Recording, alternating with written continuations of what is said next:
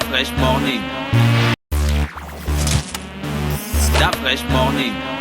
Ça se passe sur les 104.5 Urban FM, la station urbaine dans le Fresh Morning, le réveil matinal au plus haut de la capitale sur la radio la plus haute de la capitale. Donc on était dans la rediffusion du passage du professeur Bouillou, président du comité Covid-19 qui est avec nous. Maintenant là on va retrouver Mosley qui est dans le studio des 104.5. Mosley, rebonjour. Rebonjour Dafresh, rebonjour donc, tout le monde. Donc tu disais qu'on devrait parler de l'actualité. Bien sûr, là on parle de l'actualité. On commence par quoi? En nous posant la question de savoir où va-t-on dans la lutte contre la pandémie du coronavirus, étant donné qu'aujourd'hui de plus en plus on voit des levées de boucliers au sein de la population et même dans la classe politique et voire dans le monde des ONG ou la société civile, parce que beaucoup de personnes se posent la question de savoir aujourd'hui quelle est l'orientation que le gouvernement donne à la lutte contre le coronavirus dans notre pays, étant donné qu'il y a quand même une forte de contestation désormais de la part des populations qui ne parviennent plus à pouvoir supporter la facture liée aux mesures qui ont été engagées, notamment les dernières mesures en rapport avec, par exemple, le recul de l'heure du couvre-feu de 20h à 18h. Et cela, tout le monde, on en parle depuis cette semaine avec la mise en place d'une espèce de manifestation qu'on appelle le concert des casseroles. Et ce concert des casseroles était hier à sa deuxième journée que tout le monde a pu plus ou moins prendre le pouls en fonction de là où on se trouvait. Et vous savez que le principe qui avait été énoncé par les organisateurs ou le mot d'ordre qui avait été lancé dans les réseaux sociaux était de faire en sorte que dans leur grande majorité, les Gabonais manifestent leur désapprobation à l'égard des mesures qui ont été prises par le gouvernement pour pouvoir contraindre les gens à rentrer chez eux avant 18h et cela rentre évidemment dans le plan de riposte contre la Covid. Cependant, il se trouve qu'au-delà de tout ce que...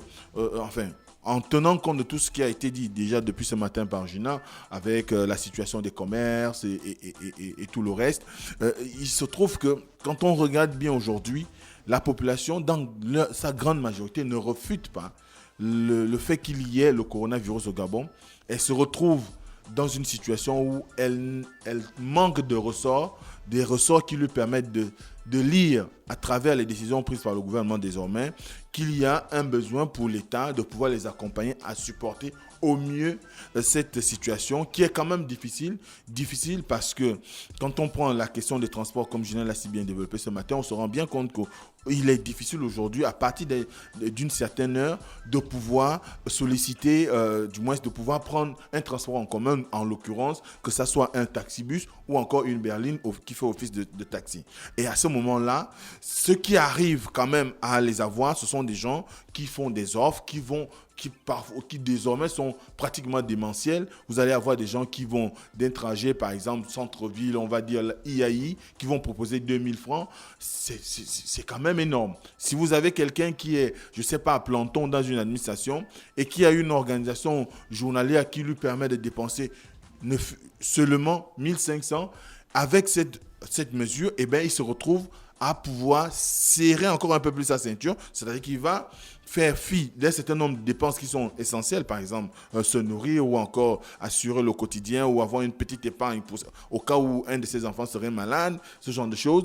Et il va mettre cet argent-là dans le transport. Au lieu de 1500 qu'il pourrait dépenser journalièrement, il va aller peut-être au-delà de 3000 ou voire il va avoir 5000 francs à dépenser rien qu'en transport. Or, si on avait jusque-là annoncé un certain nombre de choses qui pourraient permettre à ce qu'on allège très facilement les populations dans ce sens, eh bien, peut-être qu'il y aurait quand même eu derrière une certaine acceptation, comme cela fut en 2020. Sauf qu'aujourd'hui, ce n'est pas le cas. Ensuite, vous avez la question des restaurateurs et des boulangers, on en parle depuis un moment, mais aujourd'hui encore, on pose la question.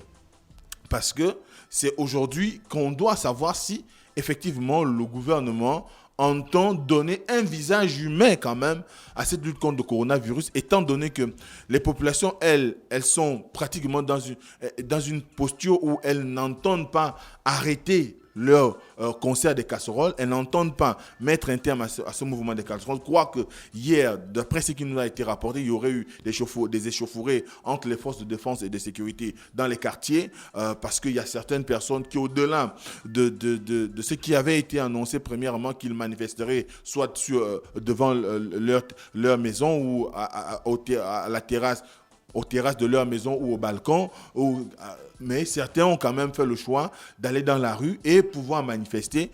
Et on dira que c'est de bonne loi lorsqu'il s'agit pour l'État de pouvoir rétablir l'emprise, du moins éviter qu'il y ait une emprise sur la voie publique, surtout en situation de couvre-feu et d'état d'urgence sanitaire. Mais il y a que, à un certain moment, quand ça dégénère, là, au moins, il y a quand même des questions à nous poser. Qu'est-ce qui peut conduire à ce qu'une manifestation qui devrait être normalement pacifique, quoi qu'il y ait empiètement sur le domaine public avec des casseroles, comment on arrive à avoir des tirs de lacrymogènes ou entre griffes des arrestations? Je sais pas. Maintenant, il faudrait peut-être qu'il y ait des enquêtes derrière, qu'il y ait des gens qui posent des questions. Mais n'empêche que quand on regarde aujourd'hui comment le mouvement se propage, on a comme l'impression que peut-être le gouvernement n'arrive pas à donner des consignes claires lorsqu'il s'agit pour tenir compte du quotidien des populations, parce que c'est ce qui aujourd'hui pose quand même problème. Parce que vous avez d'un côté un certain nombre d'acteurs de la société civile et même des politiques, voire quelques personnes dans le monde scientifique qui disent que le problème qui se pose aujourd'hui au Gabon n'est pas en réalité un problème qui devait normalement perdurer comme on le voit aujourd'hui, parce que de prime abord ou dès les premiers jours où on a eu le coronavirus au Gabon, il avait été annoncé le dépistage massif. Ce dépistage massif aurait pu permettre à ce qu'on arrive à circonscrire les zones de grands foyers ou ce qu'on appelle des clusters. Les grands mondes. Voilà, exactement. Des clusters qui permettraient de les situer géographiquement sur le Grand Libreville ou dans l'ensemble du pays. Sauf que jusqu'à ce jour, il n'y a vraiment pas eu de lancement d'une campagne de dépistage de masse à travers le pays. C'est vrai, il y a eu des lancements officiels dans le Grand Libreville, et on se rappellera encore à Bitam, ça fait l'effet d'un pétard mouillé. Et après, on est rentré dans le chacun pour soi, Dieu pour tous, et on verra devant. Tu as l'argent, tu te dépistes. Tu as l'argent, tu te dépistes. Or, l'État, quand même, on se souviendra que l'État avait débloqué une certaine enveloppe pour pouvoir faire tenir par rapport au coronavirus. On a vu la création des banques alimentaires, dont la gestion jusqu'à aujourd'hui laisse quand même à désirer. On n'a pas toujours les résultats de l'enquête parlementaire qui avait été réclamée par le Parlement. On ne sait pas où on en est avec cette enquête par rapport à cette gestion. Donc, jusqu'à aujourd'hui, personne ne sait concrètement ce qui s'est passé dans la gestion des fonds alloués, dans la gestion des dons qui ont été apportés aussi bien par les entreprises que par des individus au Gabon pour lutter efficacement contre le coronavirus. Jusque-là, on ne sait rien. Mais on a pris l'option facile, c'était de dire que désormais, le test sera payant. Le test sera payant, ce test qui est payant. Vous avez des tests de 5 000, des tests de 20 000 en fonction, évidemment, de l'urgence, du moins de la situation des individus. Si quelqu'un veut voyager à l'intérieur du pays qui n'est pas pressé, il peut solliciter un test à 5 000 francs. Or, au départ, on disait que ceux qui ne sont pas pressés, qui pourraient avoir des tests sous 48 heures, pouvaient aller les faire gratuitement. Cette clause a été sautée pour monter à 5 000 francs.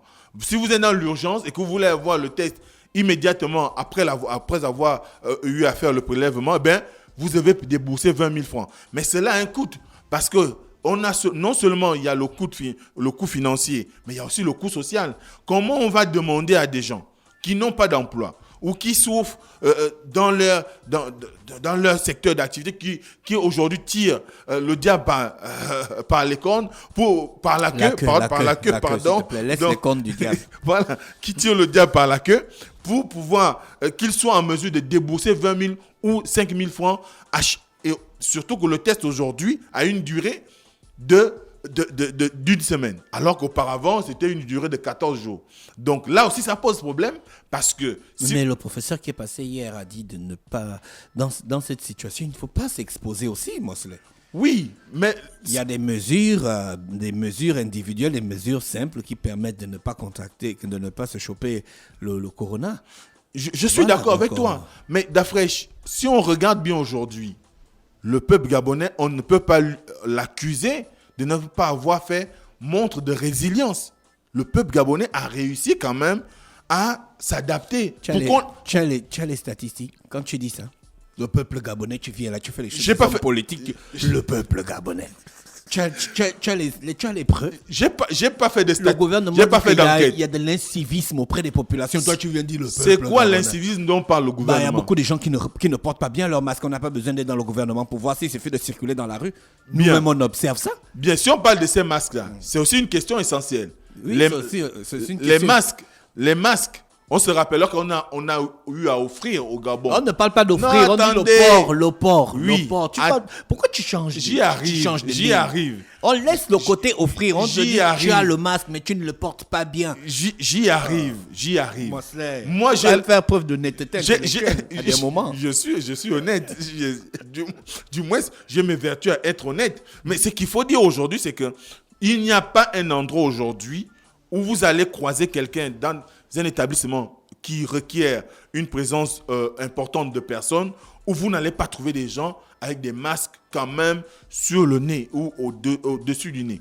Parce que les gens essayent un tout petit peu de faire attention. Vous ne pouvez plus aller dans les commerces aujourd'hui sans que vous n'ayez à pouvoir être servi en gel hydroalcoolique ou en solution savonneuse, tout ce que vous pouvez trouver. Vous ne pouvez plus aujourd'hui entrer dans une salle de classe sans que vous ayez des élèves qui portent des masques. Mais la population, à ce niveau-là, arrive quand même à suivre. Il te souviendra aussi que le gouvernement, au départ, avait annoncé des points de désinfection un peu partout dans les quartiers. Tu connais ce qu'en est advenu de ces points de désinfection aujourd'hui? Non, rien du tout. D'accord. On trouvait des personnes l'année dernière dans des carrefours qui avaient des jerrycans ou encore avaient des cubitonnaires dans lesquels il y avait de l'eau et ils proposaient du savon pour se laver les mains. Certains avaient la possibilité d'offrir des masques et aujourd'hui, ce dispositif n'existe plus. Pourquoi il n'y a pas eu de manifestation l'année dernière? Parce qu'on avait encore quand même un suivi du gouvernement face à ces décisions. Très bien. Donc, vous demandez aux gens de suivre un certain nombre de règles, vous mettez en place une politique et au bout de quelques mois, vous faites machine arrière et vous dites aux gens, faites vous-même, nous on a assez fait. À un moment donné, il faut être responsable. Il faut aussi être responsable. Donc ça veut dire que les torts sont partagés. Je te prends un exemple encore simple. On va dire aux gens d'aller dans les écoles ou dans les administrations. Il y a des administrations où vous entrez aujourd'hui. Il n'y a même pas de proposition de gel hydroalcoolique. Il y en a, administration publique. Ça existe aujourd'hui au Gabon. Il y a des administrations où vous allez, il n'y a même pas une solution pour vous laver les mains. Donc, je prends par exemple les lycées et collèges de Libreville. Vous y allez à des établissements, il n'y a pas de l'eau. Il n'y a pas d'eau. Et quand il y a de l'eau, il n'y a pas du savon, il n'y a rien. À ce moment-là, les enfants doivent faire quoi? Ramener du savon de chez eux? Ça va bientôt être dans la liste des fournitures. Deux, on avait mis en place le fait que quand vous intégrez un établissement, il y a ce qu'on appelle le thermoflash, donc prendre votre température. Ça n'existe plus. Les thermoflash ne sont plus présents, on ne les voit plus. Donc, à un moment donné, il ne faudrait pas que le gouvernement accuse uniquement la population d'être dans des postures d'incivisme. Mais le gouvernement aussi a mis en place des politiques l'année dernière qui ne sont plus présentes sur le territoire. D'accord. Par exemple, les laboratoires pour faire des tests ou encore les centres pour faire les tests. Si vous allez en Toum, je ne pense pas que les populations de Toum peuvent nous indiquer où on peut aller faire le test lorsqu'on est en Toum. Quand vous allez à Kango, c'est pareil. À Bifoun, qui est quand même un carrefour entre la voie qui mène, des voies qui mènent à l'intérieur du pays, est-ce qu'il y a des tests? Il y a un centre de dépistage là-bas à Popa, à Moulenguimbiza, à Mimongo, à Fougamou. Est-ce que ces structures-là existent? Je pense que si vous êtes dans le Langounier, si vous devez faire les tests, il faut monter sur Mouila. Donc, dès cet instant, il y a quand même un problème. Donc, il faut également qu'il y ait derrière une politique de l'État qui va dans le sens de pouvoir rendre disponible tout l'appareil médical du pays pour faire en sorte que les gens puissent facilement faire les tests, même si vous les faites payants. Même si vous les faites payants. Aujourd'hui, on nous dit, par exemple, si on prend le cas de ces tests-là, ailleurs, sous d'autres cieux, aux États-Unis, le test, c'est $5. Non, aux États-Unis, mon frère, c'est $5, tu sais combien ça fait en France CFA? 2800. Alors, Mais 2800, c'est largement inférieur à 5000. le prix du voyage du test. Tu crois que les tests, là, on fabrique ça au Gabon, puis on les achète? D'Afrique, Frère. c'est aussi du... Non, attends, il faut être sérieux. Oui. Au State, ils fabriquent ça sur place. Ils ont Oui. des entreprises pharmaceutiques qui sont D'accord. disponibles sur le territoire. D'accord. Qui ne payent pas la douane, qui D'accord. peut-être le transport est minime, toi-même tu connais. Là. Bon, le test, il quitte d'un autre pays, il vient au Gabon. Déjà, le Gabon achète le test. Est-ce que tu vois? Après, il faut le transporter. Après, il faut le mettre dans les conditions. C'est normal que ça coûte ce prix-là. Bon, enfin, je ne sais pas, j'imagine. Je ne suis pas l'avocat du gouvernement. Il ne faut pas me voir, tu me regardes déjà bizarre. Comme Non, si, non, je ne dis ne pas suis que tu fais l'avocat du gouvernement. Je mais t'écoute. J'essaye d'être réaliste, tu vois. Ok, tu veux être réaliste, tu veux essayer de comprendre ce qui motive le gouvernement à mettre le test à 5000. Mais il y a aussi un principe universel qui dit que l'État ne se fait pas du bénéfice. Oui. Tu sais ça? Oui. C'est pas parce que l'État a acheté, il y a eu le Non, coût ils de- ne font pas le bénéfice, ils supportent le coût. Mais si on... S'ils voulaient se faire du bénéfice, ils auraient fait un montant plus Mais élevé. étant donné que l'État achète en quantité industrielle, enfin, devrait acheter en quantité industrielle, C'est comme si je ça pouvais te dire sous-entend que, comme que... tu as pris l'exemple des États-Unis, ça veut dire que ça ne coûte pas $5 à l'État, ça peut-être coûter 3 ou $2,5. Tu- Mais dès que ça arrive à la population, l'État donc ça veut- supporte certains coûts. Donc, ça veut dire que si le test au Gabon, par exemple, pour le Gabon, est à 5000 francs, l'État l'achète peut-être à 2000. Avec la solidarité internationale qu'il y a aujourd'hui Hein? concernant le Il n'y a pas de coronavirus. solidarité. Ah si. Parce qu'on a vu comment l'État américain détournait un avion des masques qui étaient destinés à l'État français. Il n'y a pas de solidarité. Chacun veut sauver son peuple. Mais de plus en plus, Chacun veut sauver sa population. l'OMS, l'organisation L'OMS prône prône la solidarité internationale. Mais ce qui n'est pas réel sur le Et territoire. on a également vu comment il y a beaucoup de manifestations sur le plan international. Par exemple, on a vu Jack Ma qui a fait des dons aux pays africains. Oui. Ça, on ne peut pas dire non. D'accord. Dès cet instant, il y a que si vous achetez le test, vous, à 1500 ou 2000, venir quand même répercuter le double auprès de votre population, c'est suicidaire. Dans une situation économique difficile, c'est suicidaire. C'est des allégations gratuites. Je ne fais pas des allégations, mais je parle. On a fait une comparaison entre les States et le Gabon sur les prix. Maintenant, après, les spécialistes, ceux qui ont la science concernant cette question, pourraient venir nous contredire. Mais n'empêche qu'aujourd'hui, quand même, faire payer le test, c'est un problème. Vous avez des pays comme la France, l'île de France, par exemple, on a fait des dépistages massifs. 1 million de personnes ont été testées en moins d'un mois. Nous, au Gabon, nous n'avons que 2 millions d'habitants. Le Grand Libreville, au trop, a 700 000 habitants. On est incapable d'organiser une campagne de dépistage massif dans le Grand Libreville pour pouvoir isoler les personnes qui pourraient être déclarées positives au coronavirus. Ça, c'est quand même un problème. Ça veut dire qu'il y a une défaillance au niveau du ministère de la Santé, au niveau des équipes techniques du COPIL. Ils sont incapables de proposer une solution qui permette à ce qu'on puisse donner de la respiration par rapport à cette pandémie au niveau local, en tenant compte de nos réalités. Il ne s'agit pas simplement de copier ce qui est fait ailleurs. Il s'agit aussi de pouvoir avoir des solutions interne. Comment on innove pour faire en sorte que nous ne braquions pas notre peuple. Parce que ce qui est en train de se passer, c'est qu'il y a la manifestation d'un ras-le-bol. La population en a marre des restrictions. Parce que ce que les gens ne voient pas derrière, c'est qu'il y a non seulement le besoin de lutte contre le coronavirus, mais il y a aussi que les gens acceptent d'abandonner un certain nombre de droits et libertés. C'est ce que les gars de la diaspora ont dit. Et ça, c'est ce qu'on appelle le peuple uni pour la libération. C'est qui ça? C'est un groupe composé de 26 personnes qui sont aussi bien Il y a des têtes connues dedans. Et effectivement, il y a aussi bien des politiques que les membres de la société civile, mais également des citoyens lambda. On peut citer entre autres, vous avez Laurence Ndong qu'on connaît sur le plan de la diaspora, vous avez Jean-Valentin Leyama, vous avez Marc Ona Essangui, Franck Djoktan, Vous avez un Messi en Nandon, Stéphane Zeng, Marcel Libama et Marcel Diabio, autant de personnes. C'est quoi leur argumentaire? Leur argumentaire, c'est qu'aujourd'hui, les mesures qui sont proposées, notamment par exemple le couvre-feu, ne sont pas de nature à rassurer les populations, ne favorisent pas quand même une certaine quiétude en ce qui concerne. En fait, ils reprochent l'État gabonais de lutter contre le Covid. Non.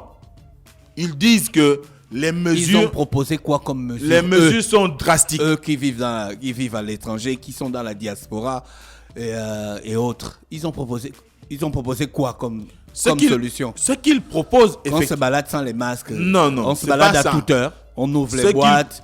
Et puis, allez, c'est la bamboula. Non, c'est pas le bordel. Non, ce n'est pas ça. C'est pas ce qu'ils proposent. Ce qu'ils proposent, c'est...